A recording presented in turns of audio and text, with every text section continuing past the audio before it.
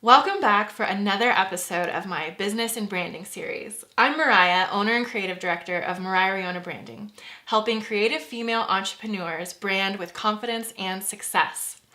This month, we're talking all about visual branding, which is my area of expertise, so I'm super excited. Today's topic is brand colors. Let's dive in.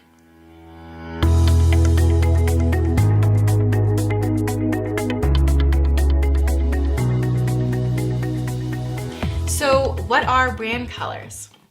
Brand colors are a set of standard colors that you consistently use throughout your visual branding. You might think this is crazy or that it just doesn't matter, but I'm going to prove to you how important your brand colors really are. Close your eyes. Just do it. Trust me, close your eyes. Okay, so I'm going to mention a brand name to you. How about Coca-Cola? Did the color bright red just pop into your brain? Because it definitely does for me. How about Tiffany and Company? Did you think of that iconic Tiffany blue?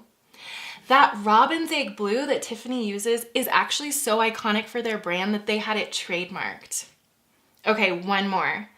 How about Starbucks? It's green, right? Okay, so open your eyes. Can you start to see the significance that colors have for your visual branding?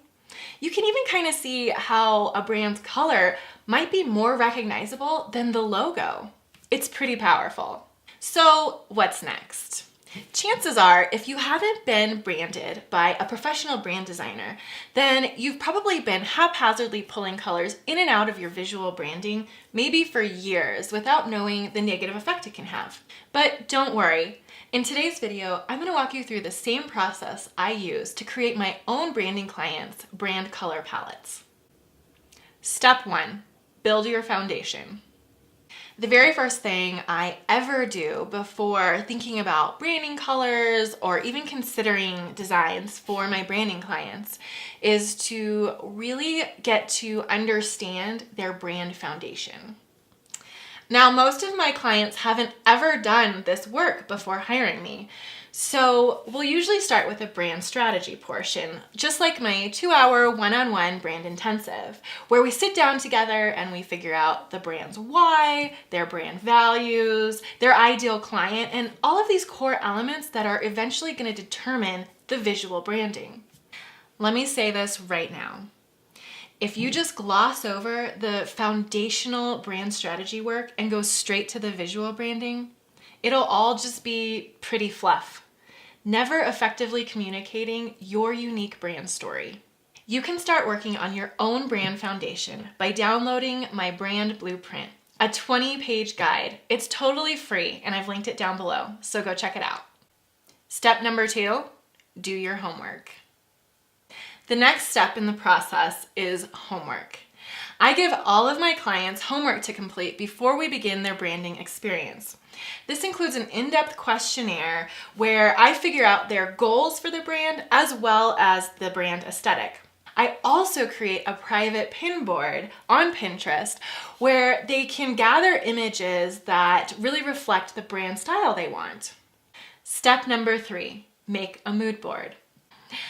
Using my client's secret pin board as inspiration, I create a mood board which serves as my inspiration for the entire visual branding project. I choose about 7 images that work together to tell a story of what the brand will look like. And these include images of color, texture, typography, pattern, and brand personality.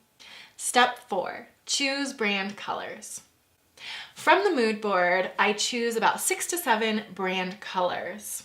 Now, 1 to 3 of these colors are going to be what I call the brand's primary colors. And be careful what you choose as your primary colors because you're going to be using them a lot. The remaining colors are what I call the brand's secondary colors. Now, these colors, the primaries and the secondaries, don't have equal weight. Like I mentioned, you're going to be using your primary colors a lot more than you use your secondary colors.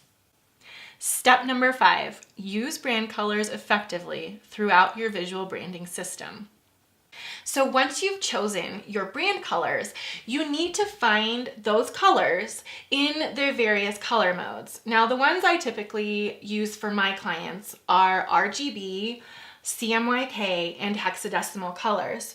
You can also figure out Pantone colors for your brand if you're using your brand colors in applications that need Pantones. But the whole point is you want to be consistent with your brand colors, just like anything else in your visual branding. Like I mentioned earlier in the video, we know how recognizable these brand colors are, so we don't want to stray from the colors you've chosen. You don't want to pick a color that's close enough. You always want to be using the same color. In line with that, don't ever use the eyedropper tool when you're in a program like Photoshop. You need to actually plug in the RGB values or CMYK values so that you're always staying on brand with your exact brand colors. So, like I said, the main point here is to figure out your brand colors and then implement them across your visual branding. If you take a look at my website, you can probably start to pick out my brand colors. And then if you hop over to my Instagram, you're gonna see the same colors. And same thing on my Pinterest, over and over again. So if you see one of my pins on Pinterest, it easily becomes recognizable. It's that consistency that's key with your visual branding. And when you are consistent, you build trust with your audience. Thanks for joining me today. If you'd like more information about working with me one-on-one to transform your own visual branding system, then get in touch. I've linked my contact page down below.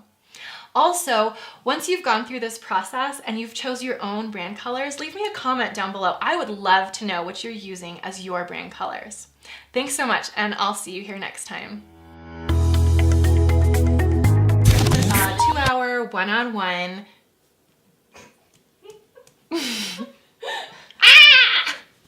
Okay. Using my clients. Yeah. Stop using your clients. Okay. No.